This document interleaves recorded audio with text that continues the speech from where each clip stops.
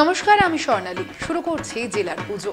শারদীয়ার আনন্দে মেতে উঠেছে গোটা বাংলা। শহর থেকে গ্রাম, মণ্ডপ থেকে রাজবাড়ি, সর্বত্রই পুজোর আমেজ। গজের পিঠে গ্রামের মেঠো পথ ধরে উমা এসেছে মর্তে। বাংলার আকাশে শরতের মেঘ, কাশ ফুলের ঢেউ আর ঢাকের আওয়াজ, ঐতিহ্য আর থিমের অসাধারণ মেলবন্ধন। ভিড় জমছে পুজো মণ্ডপগুলিতে। চলুন এক নজরে দেখে নেওয়া যাক জেলার বিভিন্ন প্রান্তের পুজোর খুঁটিনাটি ও বিশেষ আকর্ষণ।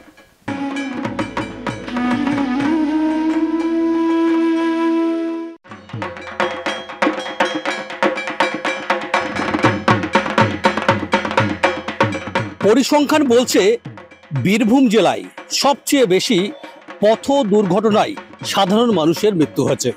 একদিকে বীরভূম জেলা প্রশাসন, পশ্চিমবঙ্গ সরকারের তরফ থেকে বারবার করে প্রচার করা হচ্ছে, সাবধানে গাড়ি চালান, নিজের জীবন রক্ষা করুন।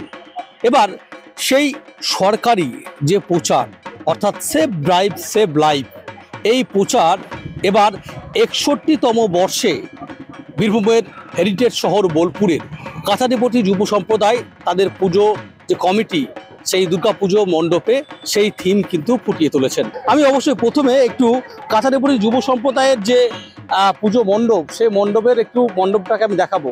অসম্ভব সুন্দর একেবারেই। কাছারিপট্টি যুব সম্প্রদায়ের যে 61তম বর্ষ, সেখানে আমি যদি দেখি একটু, আমার ক্যামেরাম্যানকে বলবো, সদর যে প্রধান গেট অর্থাৎ তোরণ, সেখানেই মানুষের ছবি প্রতীকী আকার, তারপরে দেখছি হেলমেট পরে রয়েছে। হঠাৎ করে চিন্তা ভাবনা কেন? হঠাৎ করে চিন্তা ভাবনা না, এটা চিন্তা ভাবনা আমাদের প্রতি বছরই আমরা নতুনত্ব আনার চেষ্টা করি। আমাদের দেখা যাচ্ছে যে আমারই এক রিলেটিভ মোটরসাইকেল দুর্ঘটনায় তার প্রাণ যায়। তারপরেই মনে মনে একটা ভাবনা চিন্তা ছিল যে এই ইয়েটাকে নিয়ে, সেফ ড্রাইভ সেভ লাইফটাকে নিয়ে যদি আমরা একটা থিম বানাই, সেটা কেমন হবে। আলোচনার সাপেক্ষে পুজো কমিটি ক্লাবের এটা অনুমোদন দেয় এবং সেই জন্যই আমরা এটা এবছর সেভ ড্রাইভ সেভ লাইফ প্রোগ্রামটা নিয়েছি। বীরভূমের শহর বোলপুর থেকে ক্যামেরায় অনির্বাণের সাথে মনা বীরবংশী, কলকাতা টিভি।